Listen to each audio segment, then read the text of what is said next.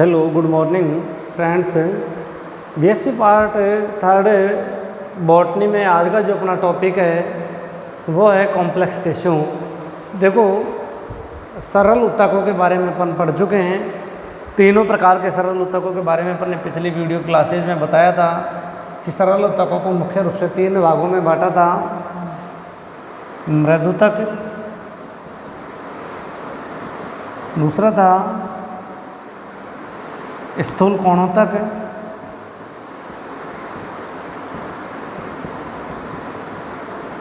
और तीसरा था दृढ़ोतक। कि सरल ऊतकों को मुख्य रूप से तीन भागों में बांटा था, पैरेन्काइमा,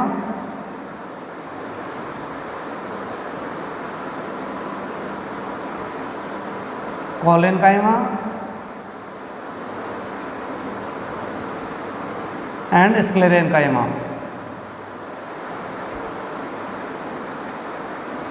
तो सरल ऊतकों को मुख्य रूप से तीन भागों में बांटा था, मृदुतक, स्थूल कोणोतक और दृढ़ोतक। ये पादप में इनकी संरचना पर इंटरनल स्ट्रक्चर, इनके कार्य भी अपन ने अलग अलग रूप से इनका अध्ययन किया कि मृदुतक, स्थूल कोणोतक, दृढ़ोतक की कोशिकाएं किस प्रकार की होती हैं, कौन से भाग में पाया जाता है और क्या इनके कार्य हैं। तो अपना सरल ऊतक तो कंप्लीट हो गया था और आज का जो अपना टॉपिक है वो है कॉम्प्लेक्स टिश्यू, जटिल ऊतक।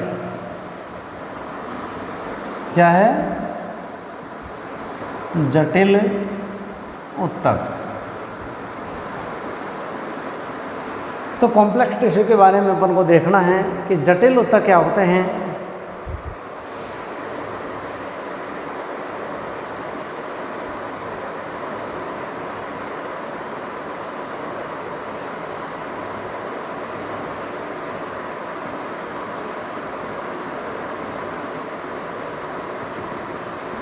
देखो, हैं तो ये भी ऊतक ही। इनमें ऊतक क्या है इसके बारे में अपन परिभाषा बता चुके हैं कि वे कोशिकाएं जो किसी एक प्रकार की कोशिकाओं का समूह जो किसी विशिष्ट कार्य को संपादित करने के लिए उत्तरदायी होता है या किसी विशिष्ट कार्य को संपादित करता है, तो वो कोशिकाओं का समूह क्या कहलाता है? ऊतक कहलाता है। अब कॉम्प्लेक्स टिश्यू में क्या होता है? जटिल ऊतक में जो कोशिकाओं का समूह है वो संयुक्त या विभिन्न प्रकार की कोशिकाओं का समूह होता है जिनकी उत्पत्ति समान होती है और वो किसी एक विशिष्ट कार्य को संपादित करते हैं। जिनकी उत्पत्ति तो समान होती है और वो किसी एक विशिष्ट कार्य को संपादित करते हैं। तो इस प्रकार की जो कोशिकाओं का समूह है वो कहलाता है कॉम्प्लेक्स टिश्यू। क्योंकि इसमें कोशिकाओं की उपस्थिति के कारण इन्हें विषमांगी ऊतक भी माना जाता है। इसको क्या माना जाता है? विषमांगी ऊतक भी कहा जाता है, क्योंकि इसमें विभिन्न प्रकार की कोशिकाएं होती हैं। अब जटिल ऊतक को मुख्य रूप से दो भागों में डिवाइड किया गया है, जाइलम और दूसरा है फ्लोएम।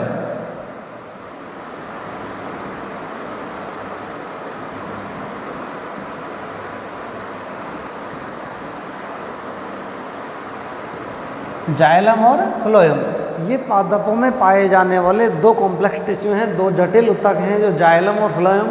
ये पादप भाग में अब इनके अपने इंटरनल स्ट्रक्चर, कार्य है कि जाइलम पादपों में कहाँ पाया जाता है, किस प्रकार की इसकी संरचनाएं होती हैं। जाइलम की संरचना में मुख्य रूप से चार कोशिकीय तत्व पाए जाते हैं, जिनमें वाहिनिका, वाहिकाएँ, जाइलम तंतु और जाइलम दृढ़ोतक। इसी तरीके से फ्लोएम में 4 नलिकाएँ। तो ये इनकी अपन इंटरनल स्ट्रक्चर, कार्य क्या होता है? जाइलम पादप भागों में जड़ों से अवशोषित जल एवं खनिज लवणों को पादप के विभिन्न भागों में ट्रांसमिशन का कार्य करते हैं। प्लांट्स के विभिन्न भागों में उन जल के अणु और उसके साथ अवशोषित खनिज लवणों को पादप के विभिन्न भागों तक परिवहन का कार्य करते हैं। फ्लोएम जो होता है, फ्लोएम पत्तियों से निर्मित बनाए हुए भोजन, जो प्रकाश संश्लेषण की क्रिया के तहत जो भोजन बनाया जाता है, उस भोजन को प्लांट्स के विभिन्न भागों तक, जड़ों तक ट्रांसमिशन का कार्य, स्थानांतरण करने का कार्य फ्लोएम ऊतक के द्वारा किया जाता है। तो इस प्रकार से ये प्लांट्स के दो कॉम्प्लेक्स टिश्यू में आते हैं, जाइलम एंड फ्लोएम। तो अब इनके बारे में थोड़ा सा अपन डिटेल से देख लेते हैं कि जटिल ऊतक की परिभाषा एवं इसकी प्रकार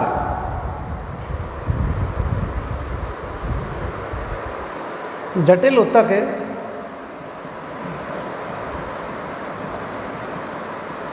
विभिन्न प्रकार की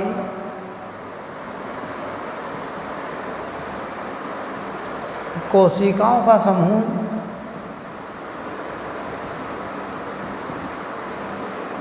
विभिन्न प्रकार की कोशिकाओं का समूह होता है,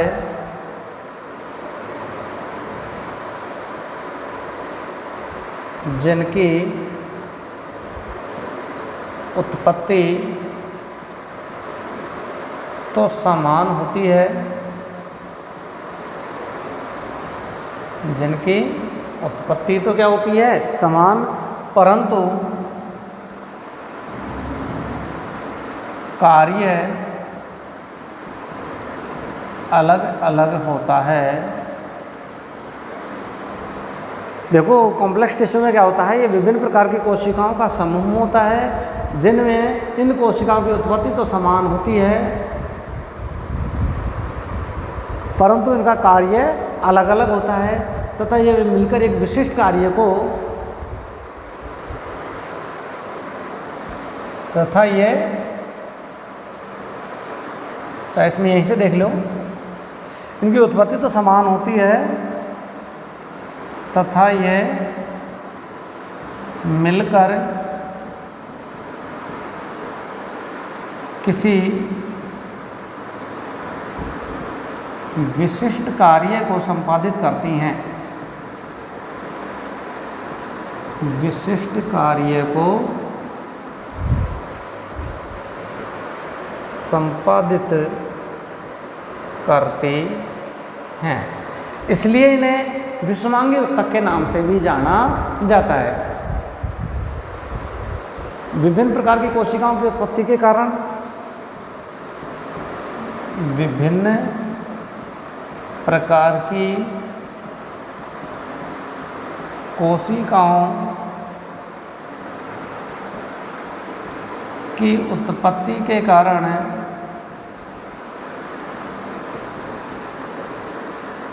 इन्हें विषमांगी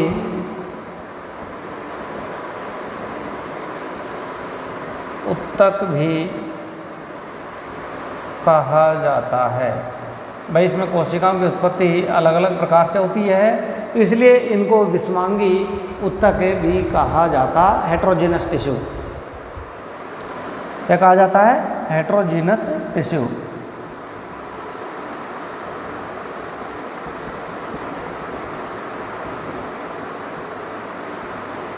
तो इनको विषमांगी, क्योंकि इनमें कोशिका की उत्पत्ति अलग अलग या उत्पत्ति विभिन्न प्रकार से होती है, इसलिए इनको विषमांगी ऊतक भी कहा जाता है। और इसमें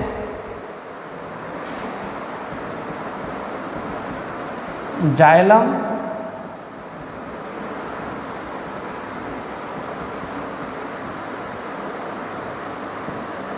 एवं जाइलम को दारू भी बोलते हैं,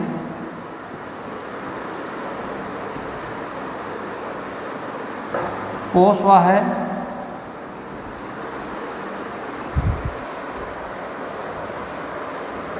या फ्लोएम।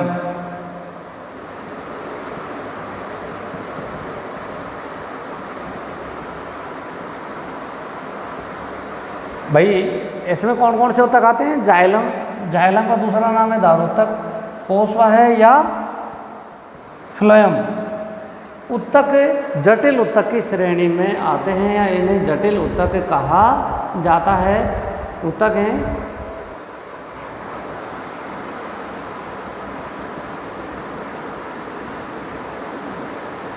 यह सभी संवहनी पादपों में पाए जाते हैं।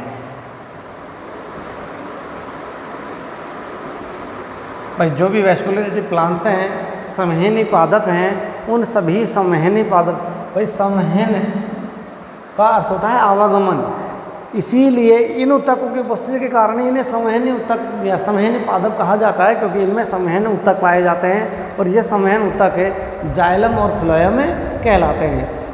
ये दोनों मिलकर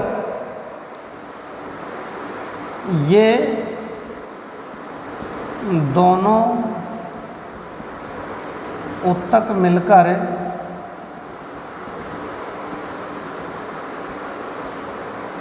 संवहन ऊतक वैस्कुलर टिश्यू संवहन ऊतक कहलाते हैं। ठीक है, तो ये प्रश्न कई बार पूछा जाता है कि संवहन ऊतक क्या हैं, कि जाइलम और फ्लोएम दोनों ऊतक जो मिलकर क्या कहलाते हैं, वैस्कुलर टिश्यू कहलाते हैं, क्योंकि ये अपना संवहन का कार्य करते हैं, संवहन में अपनी भूमिका निभाते हैं, इसलिए इन्हें संवहन ऊतक के नाम से भी जाना जाता है। इन दोनों ऊतकों में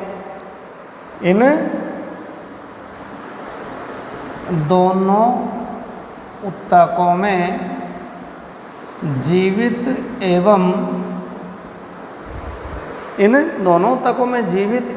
मृत दोनों प्रकार की कोशिकाएं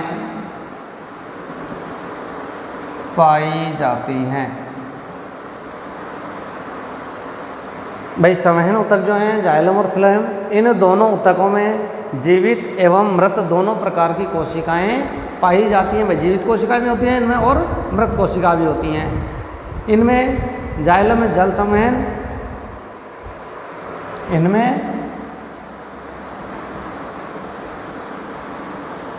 जाइलम में जल संवहन तथा फ्लोएम में पोषक पदार्थों का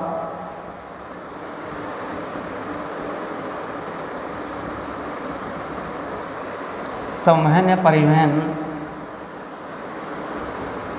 संवहन होता है। तो ये इस जटिल ऊतक के बारे में थोड़ी सी डिटेल अपन ने बताई है कि जटिल ऊतक विभिन्न प्रकार की कोशिकाओं का समूह होता है, जिनमें की उत्पत्ति तो समान होती है और ये किसी विशिष्ट कार्य को संपादित करते हैं। इसलिए इसमें विभिन्न प्रकार की कोशिकाओं के उत्पत्ति के कारण इन्हें विषमांगी ऊतक भी कहा जाता है। इसमें विभिन्न प्रकार की कोशिकाएं होती हैं जिनकी उत्पत्ति अलग अलग होती है, इसलिए इन्हें विषमांगी ऊतक के नाम से भी जाना जाता है। इसमें जाइलम और फ्लोएम दो ऊतक हैं, जाइलम और फ्लोएम, जो जटिल ऊतक की श्रेणी में आते हैं, जिनको हेटेरोजीनस टिश्यू के नाम से भी जाना जाता है। जाइलम और फ्लोएम ये सभी संवहनी जो प्लांट्स हैं जिनमें संवहन का कार्य होता है, उन सभी संवहनी प्लांट्स में ये दोनों ऊतक सेकेंडरी टिश्यू, कॉम्प्लेक्स टिश्यू पाए जाते हैं।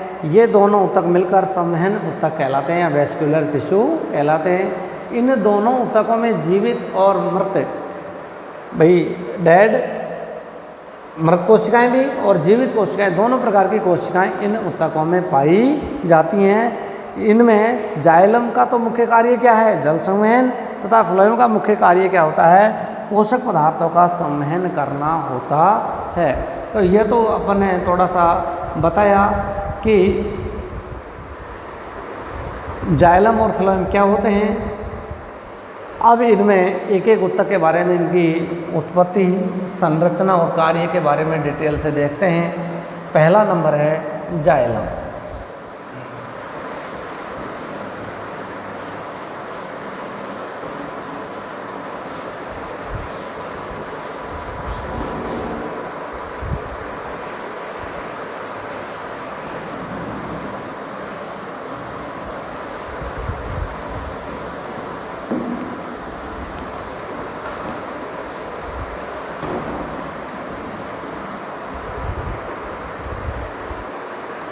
भाई कॉम्प्लेक्स टिश्यू को मुख्य रूप से दो भागों में बांटा है जटिल ऊतक को, तो जिसमें नंबर एक है जाइलम। कौन सा है, जाइलम। जटिल ऊतक को मुख्य रूप से दो भागों में बांटा है, जिसको जाइलम और फ्लोएम में। अब देखो जाइलम क्या होता है। जाइलम उच्च पादपों के बीजाणु भिद के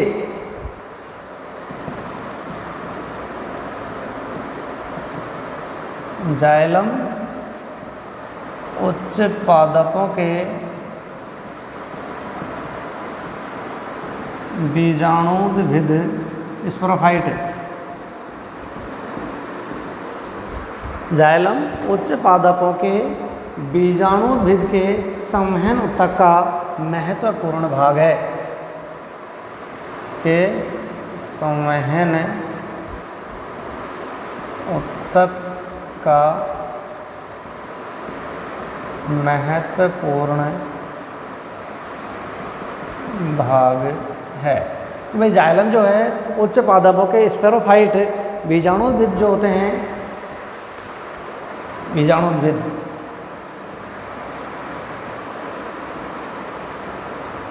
स्फेरोफाइट्स बीजाणुद्भिद के संवहन ऊतक का एक महत्वपूर्ण भाग है, जो पादपों में जल संवहन का कार्य करता है। अब देखो जाइलम शब्द की उत्पत्ति। जाइलम शब्द की उत्पत्ति जाइलोज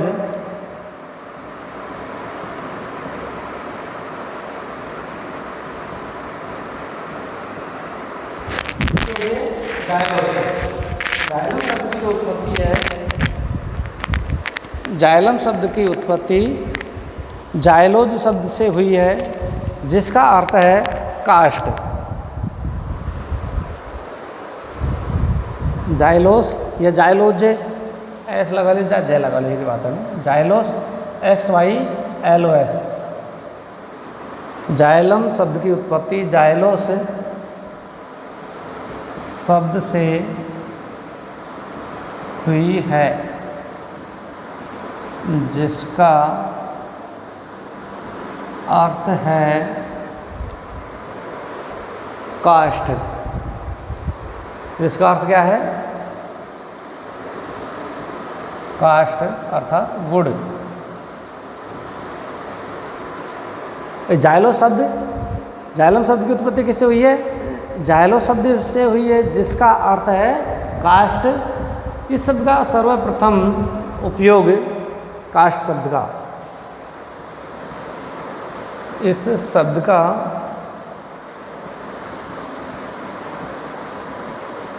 सर्वप्रथम प्रयोग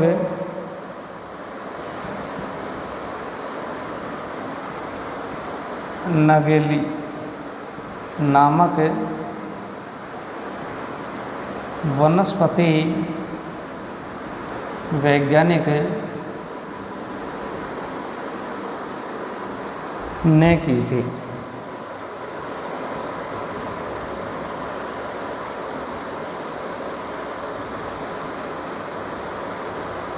भाई सबसे पहले इस शब्द का प्रयोग किसने किया था? नगेली, एक साइंटिस्ट है, वनस्पति वैज्ञानिक है।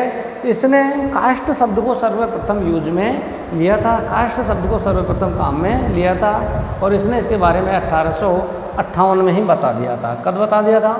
1858 में इसने इस शब्द के बारे में, काष्ठ की जाइलो शब्द से इसकी उत्पत्ति हुई है। और जाइलो शब्द का एक असामान्य अर्थ होता है काष्ठ, जिसको वुड बोलते हैं।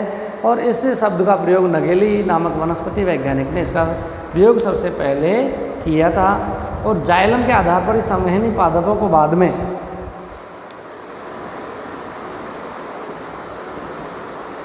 जाइलम के आधार पर ही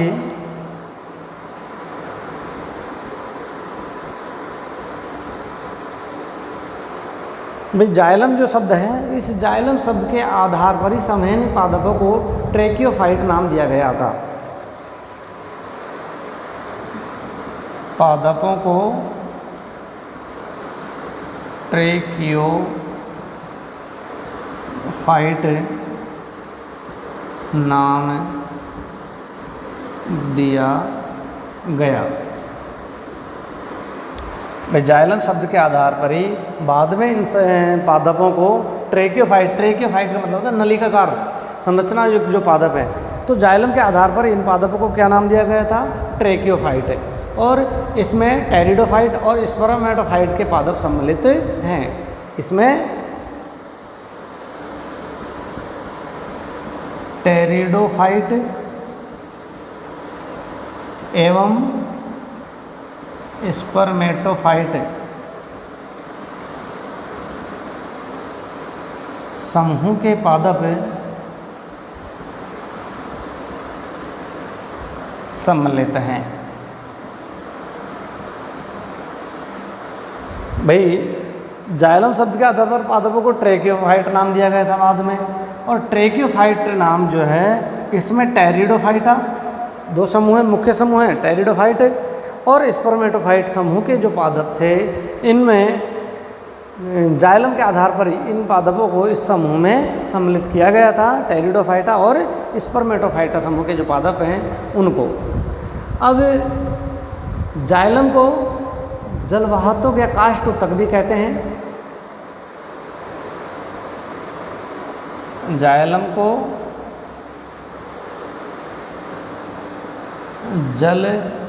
जलवाहोतक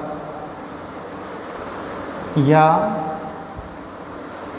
काष्ठ, जलवाहोतक या काष्ठ उत्तक भी कहा जाता है।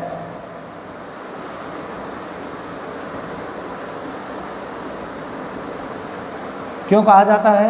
क्योंकि यह काष्ठीय जो लकड़ी, काष्ठ शब्द अपने लकड़ी के लिए यूज में लेते हैं, तो कठोर काष्ठीय जो पौधे होते हैं उनमें ही ये जाइलम और फ्लोएम पाए जाते हैं, अर्थात विकसित प्रकार के जो पादप हैं उनमें ही ये जाइलम पाए जाते हैं।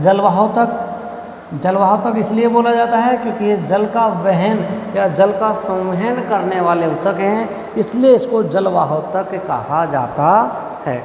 तो ये अपन ने जाइलम के बारे में थोड़ा सा इसका अर्थ, भाई जाइलम शब्द जाइलोस से बना है जिसका अर्थ है काष्ठ अर्थात वुड, और इसका प्रयोग जाइलम शब्द का प्रयोग या वुड शब्द का प्रयोग सर्वप्रथम में 1858 में नगेले नामक वनस्पति वैज्ञानिक ने इस शब्द को यूज में लिया था, और जाइलम के आधार पर पादपों को ट्रेकियोफाइट नाम दिया गया था बाद में। और इसमें टेरिडोफाइटा और स्पर्मेटोफाइटा समूह के पादप इसमें सम्मिलित किए जाते हैं, और जाइलम को जलवाहक या काष्ठ उत्तक के नाम से भी जाना जाता है। और इसमें अब देखो जाइलम के, अब अपन इनकी संरचना के बारे में देखते हैं कि जाइलम की संरचना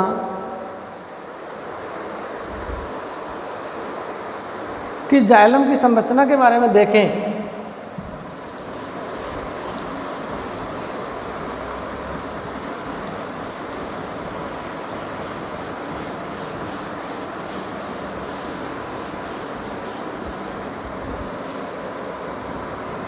जाइलम की संरचना, यदि अपन जाइलम के स्ट्रक्चर के बारे में देखें तो जाइलम में मुख्य रूप से 4 तत्व पाए जाते हैं। वैसे इन्हें मुख्य रूप से 3 भागों में डिवाइड किया गया है। जाइलम की यदि अपन संरचना के बारे में देखें तो वाहिकीय तंतु, जाइलम तंतु और जाइलम मृदुतक।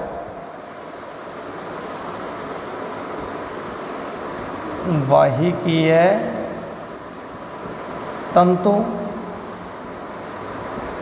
जाइलम तंतु और जाइलम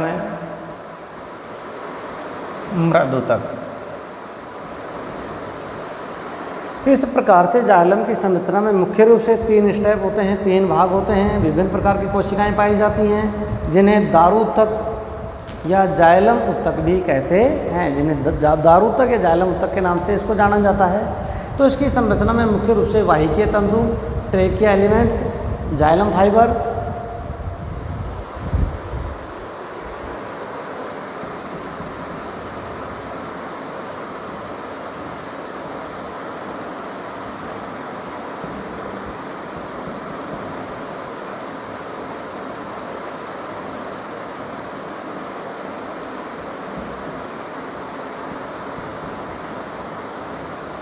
जाइलम पैरेन्काइमा।